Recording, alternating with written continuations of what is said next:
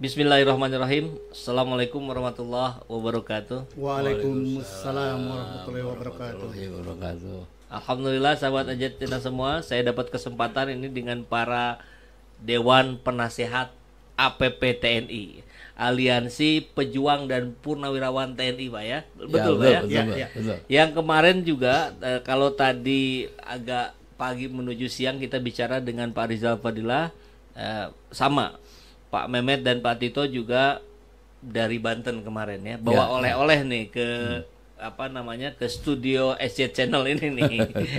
Dan yang seru adalah kehadiran Sultan Banten yang akan siap memimpin pergerakan perlawanan terhadap PIK 2. Nah, jadi bersama Pak Rizal tadi kita sudah membahas, tapi saya yakin akan lebih diperkaya dengan cerita dan konsentrasi yang Pak Mehmet dan Pak Tito untuk persoalan ini. Mungkin kita akan bicara tentang kasus-kasus lain yang beririsan gitu Pak ya. Nah kira-kira dari mana dulu nih, Pak Tito dulu apa Pak Mehmet dulu nih yang mau cerita oleh-oleh dari Banten kemarin tuh seperti apa Pak? Dulu ya. Baik, terima kasih. Assalamualaikum warahmatullahi wabarakatuh. Assalamualaikum. Saya melihat persoalan PIK 2 ini hanyalah salah satu model persoalan yang ada di hampir di seluruh PSN. Modelnya hampir sama. Kalau saya menyebut PIK itu proyek intimidasi dan kriminalisasi. Karena kenyataannya itu di lapangan seperti itu.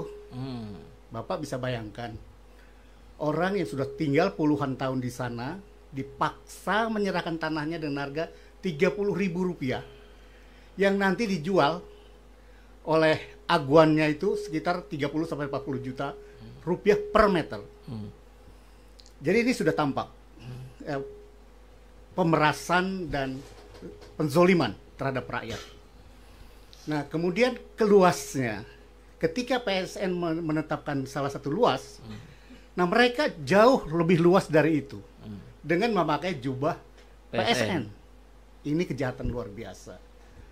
Bahkan saya klasifikasikan sebagai kejahatan kemanusiaan.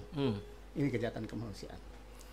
Nah, untuk gambarannya saya ingin mengajak kepada teman-teman para engineer yang masih punya pikiran sehat.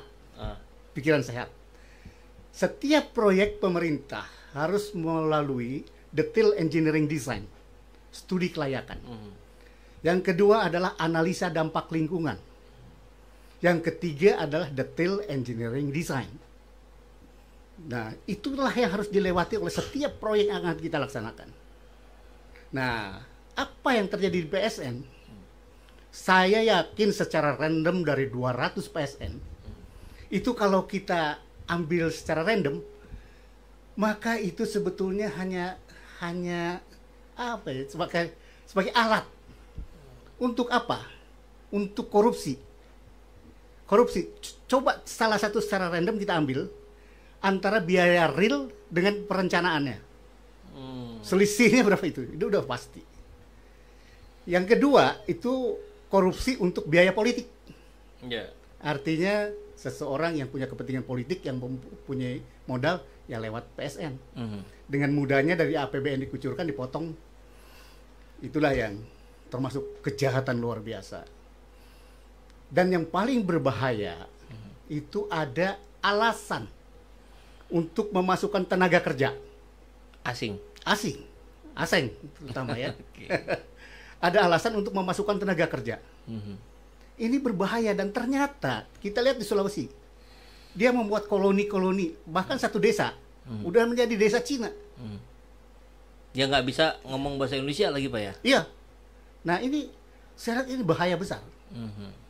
Dan Prabowo harus waspada terhadap keadaan ini. Nah, kita lihat kenyataan di PIK 1. Berapa ton narkoba yang sudah disita di situ. Dan bagaimana dia struktur proyeknya yang mengganggu lingkungan dan mengganggu keamanan, dan itu memudahkan dari luar masuk, dan itu dilindungi di PIK 1. Ya. Jadi saya berkesimpulan bahwa perlu dievaluasi kembali proyek PSN. Itu sangat perlu dan mendesak. Nah, khususnya di Banten. Banten itu adalah provinsi agamis. Ya. Provinsi agamis. Bahkan pada zaman revolusi dulu itu mendapat penghargaan dari Bung Karno untuk dijadikan provinsi daerah istimewa.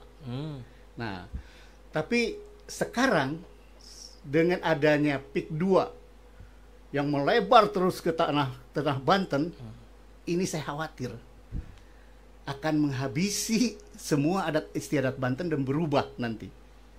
Orang mungkin melihat, wah itu ada gedung-gedungnya hebat. Tidak itu tujuan kita. Kita mempertimbangkan lingkungan dan lain-lain yang lebih bermanfaat untuk kita semua. Nah, kemarin saya bangga lihat semangat rakyat Banten yang dipimpin oleh Sultan. Lihat langsung ya kemarin di Banten. Saya berada di situ. Dari situ saya bangga dengan semangatnya Sultan Banten untuk memimpin perlawanan terhadap PIK 2 ini. Nah, saya berharap juga di tempat-tempat lain muncul perlawanan-perlawanan ini. Di Rempang yang sudah nilai korbannya luar biasa. Yeah. Nah, saya sampaikan juga kepada teman-teman di Banten. Bandung punya semangat Bandung Lautan Api. Kami tidak akan diam. Kami akan bersama saudara-saudara, sahabat-sahabat di Banten untuk melawan PIK 2 ini. Jadi saya kira itu dulu pandangan saya, Pak. Ya. Memang luar biasa ini Bandung ya. Urusan ijazah palsu Jokowi juga dari Bandung itu. Bandung, betul. Dan banyak lagi lah yang lain-lainnya yang bermula dari Bandung. Adili Jokowi juga dari Bandung mulainya. Ya. Gantung Jokowi juga. Gantung. Baik, kita ke Pak Mehmet dulu. Pak Mehmet, ini menarik nih ketika munculnya Sultan Banten karena katakanlah di bulan lalu lah misalkan, ini kan belum terdengar gitu. Nah, bagaimana Pak Mehmet melihat kronologis kemudian adanya Sultan Banten bersama-sama memimpin gitu dan seterusnya, dan akan melakukan apa dalam bentuk perlawanan ya? Terima kasih Kang Ipo. Jadi beberapa minggu yang lalu ada teman kita dari Banten telepon saya, tanya gimana Kang ini supaya bisa jadi daerah istimewa. Emang mau ngapain? Saya bilang. Ya supaya kita ini bisa betul-betul Sultan bisa mempengaruhi pemerintahan atau bisa dalam pemerintahan. Karena seperti di Jogja ya. Seperti Jogja misalnya. Tapi ini masalahnya ini karena PIK katanya. Makanya dulu kan Sultan Banten nggak muncul. Nah, setelah Banten ini diperkosa, ya, diinvasi oleh pasukan asing, ya, lewat Aguan dan para mungkin ada jenderal juga di belakangnya, saya nggak tahu ya. Tapi ini harus dibuka nih saya kira. Siapa sih para purnawirawan di belakang Aguan ini? Nah, mereka ini justru membantu invasi ini, bukannya sebaliknya. Nah, Sultan Banten terpanggil. Dia ingin melindungi provinsi Banten ini daripada invasi-invasi seperti itu. Ya, jadi bayangkan kalau misalnya dulu Belanda aja baru nyampe di pelabuhan udah diserang oleh Banten. Nah, ini malah disediakan karpet merah di sana. Tadi Kang Tito kan cerita bagaimana di PIK 1 sekarang jalan sudah berjalan ya. Siapa sih orang Indonesia yang kulit sawo mateng tinggal di situ? Ada berapa orang? Berapa banyak? Kalau penjaganya, serdalunya banyak, polisinya banyak. Baru saya mau bilang ada Pak, security, office boy. Nah, itu kan terjadi waktu zaman Belanda dulu. Ya, oke. Pasukan Cina ini kan dimanjakan oleh Belanda dulu, ya. Nah, dijadikan ini, nah kaki tangannya ini ya orang-orang pribumi. Sekarang ini banyak kaki tangan. Sama persis yang terjadi dengan Sama, ini sejarah zaman berulang. Belanda. Sejarah berulang. Kalau dulu Belanda musuh kita, nah sekarang dari Cina. Ya. Tapi kan dulu juga pedagangnya pedagang Cina juga kan? Dari zaman VOC itu. Ya, tapi sekarang juga banyak pedagang Cina. Kita harus ingat saudara-saudara Cina itu dulu tahun 2010 itu hanya 1,2%. 1,2% dari jumlah penduduk ya. Mungkin penduduknya saat itu masih 200-an juta. Sekarang ada 5%. 5%. Dari mana munculnya tuh? Itu yang tercatat. Yang tidak tercatat mungkin sampai 7-8%. Kita nggak tahu. Ya. Ya konon WNA aja sekarang pada bikin perusahaan dengan cara berbagai macam cara yang dilakukan lah. Iya. Betul. Kalau WNA dalam artian orang-orang bule misalnya ya, ada, tapi nggak banyak. Ya. Kalau ini, coba yang judo, siapa? Siapa yang mengkoordinir? Siapa para pelaksananya? Sekarang yang disebut PSN itu, Ya. kalau menurut analisis saya, itu adalah akal-akalan Jokowi supaya dapat duit untuk biaya politik. Saya punya keyakinan loh, ini Prabowo ini sedang sedang melakukan operasi silent. Contoh yang gampang ya, kalau untuk luar negeri udahlah, itu ya udah Yahut, udah bagus lah. Ya, walaupun ada catatan sana kiri sedikit-sedikit, tapi oke, itu bagus lah ya. Tapi di dalam negeri ini yang perlu ini kan. Tapi langkah pertama saya perhatikan ya, kenapa ada 300 pati dari angkatan TNI itu dimutasi? Ya. Ya, katanya itu membersihkan orang-orang Jokowi. Mungkin saja, tapi yang saya lihat bahwa bahaya Natuna, bahaya di Riau atas invasi Cina itu sudah diatasi dengan adanya Pak Kunto di sana. Pak Kunto kan dulu dibuang tuh sama Jokowi. rezimnya Jokowi. Sekarang digunakan lagi dan dia punya komando untuk darat, punya laut dan udara. Rempang bagaimana?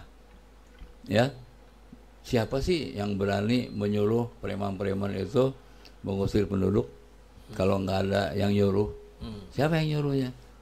Siapa pemiliknya? Kalau kita lihat kan kita udah tahu siapa pemiliknya. Kemudian aparatnya gimana sih di sana? Nah, kebetulan kalau di Rempang itu ada kerajaan. Untuk kepulauan itu namanya Kerajaan Lingga. Lingga. Saya nggak tahu sejauh mana ini Kesultanan Lingga ini masih ada nggak ahli warisnya atau keturunan-keturunan. Apakah masih dianggap sebagai raja nggak di sana? Sebagai sultan nggak? Kalau di darat ada yang namanya Siak Indragiri. Sebenarnya ada kerajaan-kerajaan yang lebih kecil. Ya. Tapi kalau ini bisa seperti Sultan Banten, siap mengumpulkan dukungan dari masyarakat melawan investor dari Cina atau yang dimotori oleh Taipan di Indonesia, yang disebutnya kadang ini Cindo ya, Cina Indonesia, tapi berlagak atau bersetianya kepada Cina daratan. Saya kira nggak ada lah itu PSN yang ini, dan raja-raja ini seharusnya diikut sertakan dalam pembangunan ini, karena pemerintah kemarin yang 10 tahun itu ternyata tidak mampu menjaga Indonesia. Terbukti dari kedatangan orang-orang Cina yang serba banyak. Kalau jumlah orang Batak, orang Sunda, Jawa kan relatif sama, nggak berubah-berubah. Tapi Cina kok bisa jadi 5%? Gimana tuh caranya tuh? Nggak tahu saya. Ya ngitungnya juga susah ya. Itu 7%. Itu pun masih kurang karena Jokowi masih utang pada RRC untuk mendatangkan Cina-Cina ke sini. Jadi makanya kenapa dia masih terus cawe-cawe, terus mencari kekuasaan supaya dia masih bisa bayar utangnya. Itu analisis dari kita ya, dan itu mudah sekali dibaca ya. Nah, kembali kepada Sultan Banten, saya menyaksikan dengan Kang Tito ini, memang seluruh ulama yang datang, ormas yang datang, itu mendukung Sultan kok. Ya bukan mendukung gubernur. Iya. Apa calon gubernur yang terpilih itu mau datang? Enggak juga tuh. Apa wakilnya mau belain Banten? Belum tentu juga. Apa bupatinya gimana? Atau wali kota Tangerang? Apa mau menjaga kedaulatan negerinya? Enggak juga lah. Ya. Makanya alhamdulillah kita senang sekali dan berbangga hati bahwa Sultan Banten masih punya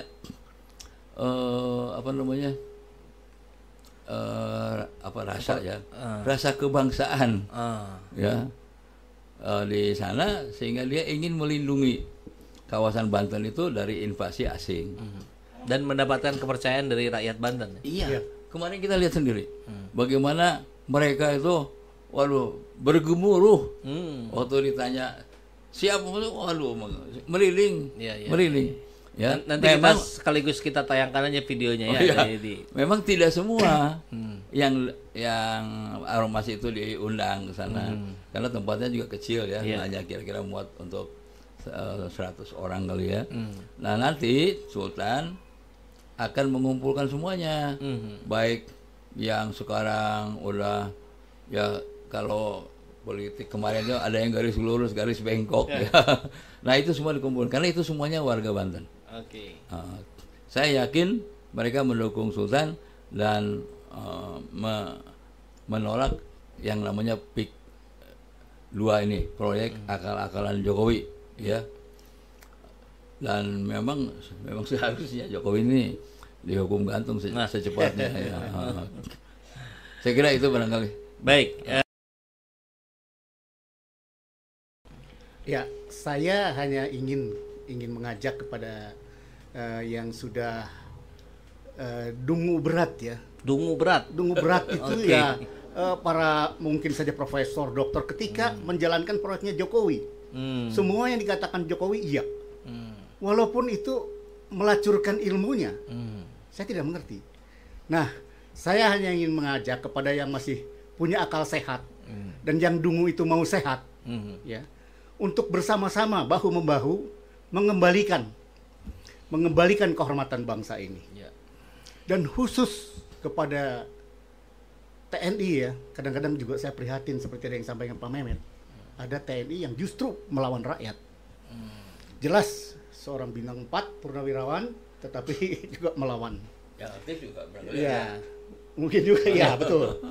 Dan saya ingin bahwa Sabta Marga dan Sumpah Prajurit itu tegak lurus kepada daulat rakyat, bukan tegak lurus kepada penguasa. Karena penguasa zolim seperti Jokowi, apa harus ditaati? Tidak, kalau menurut saya. Nah, jadi saya mengajak kepada rakyat Banten khususnya untuk PIK 2 dan kepada rempang daerah-daerah lain. Bandung semangat Bandung Lautan Api siap bersama untuk berjuang merebut kembali daulat rakyat. Amin. Siap membersamai. Ya, siap membersamai. Seperti yang diucapkan Prabowo, bahwa dia akan merebut kembali daulat rakyat. Jadi kami siap. Dengan semangat Bandung Lautan Api kita dukung dan kita bersama-sama bergandeng tangan, kita rebut kembali kehormatan bangsa ini. Nah, ini kan menarik, dari elemen rakyat kemudian ada upaya pergerakan melawan tirani oligarki lah, katakanlah begitu. Dan tentu sebetulnya ini mudah saja kan kalau oleh alat kekuasaan tertinggi yang bernama presiden misalkan, cabut saja PSN-nya gitu kan, cabut aja ininya, itu kan sebetulnya mudah saja.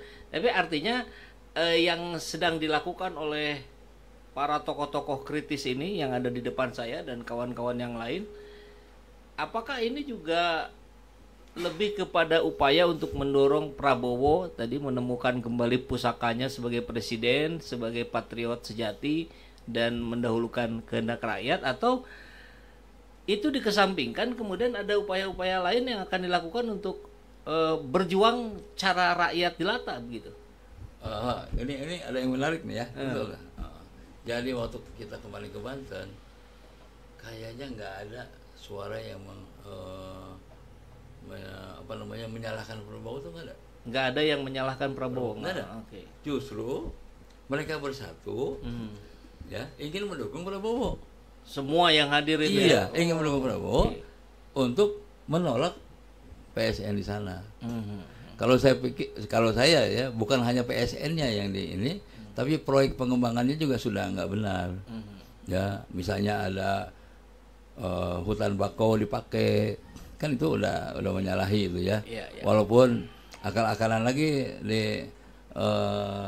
di kementerian dirubah, oh ini hutan bakau bisa dirubah, ini asal diganti kemana, ya ini kan nggak benar juga ya. Bisa saja itu terjadi, tapi itulah yang menariknya bahwa semua itu bersatu ingin mendukung Prabowo, tapi supaya bisa melepaskan diri dari PSN ini. Bukan hanya PIK 2, yang di Banten memang PIK 2, Iya. PIK 2 sama BSD. Tapi di tempat lain sampai Lembang juga ada, di tempat lainnya barangkali saya belum pernah lihat ya, tapi pasti ada ya. Saya kira ini. Nah. Jadi peran Sultan di sini memang sangat sentral. Oke. Sejauh mana Prabowo bisa menghargai para sultan atau para raja di daerah konflik ini, ya suruhlah mereka bangkit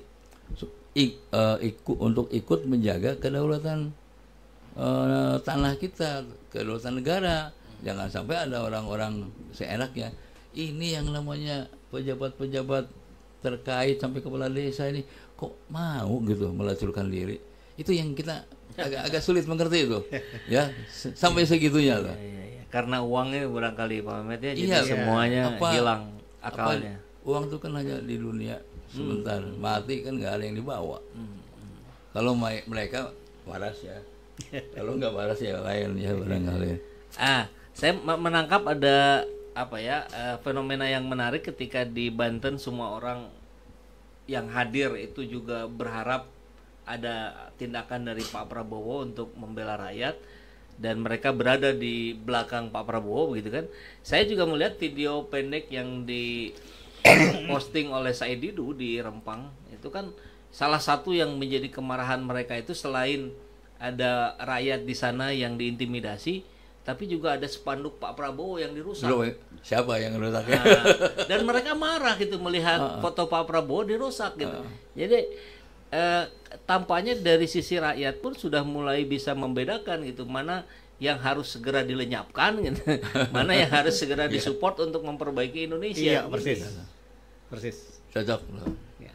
Baik, kalau begitu barangkali bisa kita simpulkan harapan atau rencana maupun konsep-konsep yang harus dilakukan oleh kita semua, rakyat Banten, kita, pemerintah atau siapapun, sebagai sebuah simpulan dari diskusi singkat kita. Dari Pak Tito dulu barangkali. Iya. Jadi kesimpulannya saya garis bawahi bahwa proyek intimidasi dan kriminalisasi ini, PIK ini, itu harus segera dihentikan.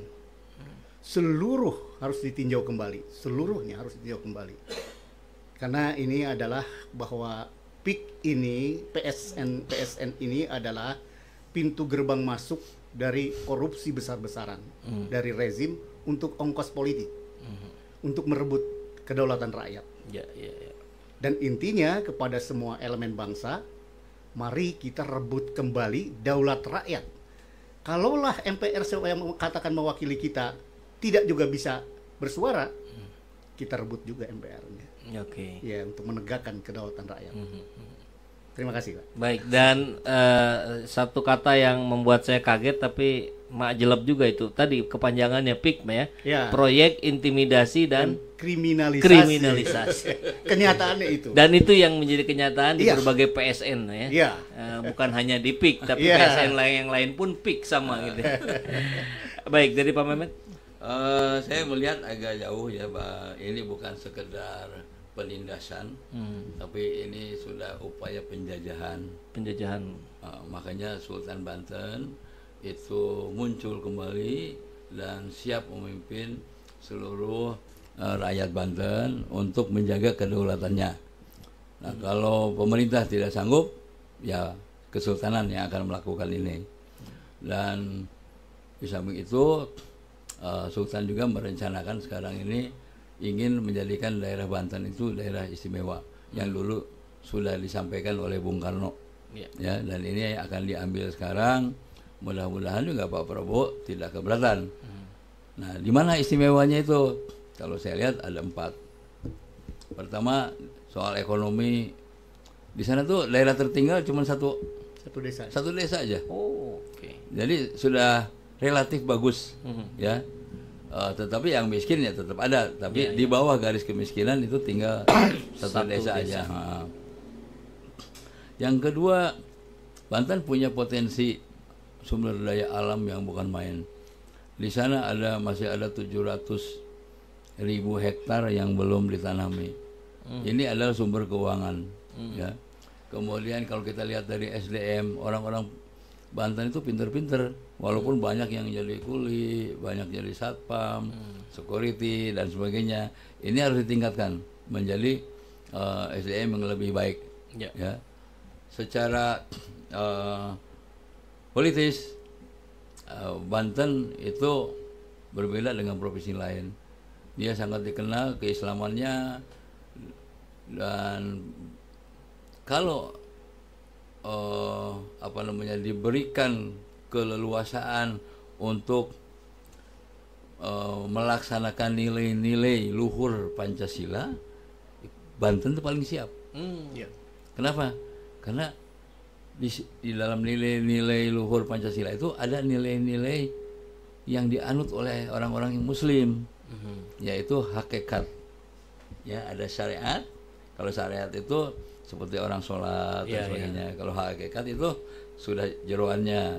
Nah, ini orang Banten sudah biasa.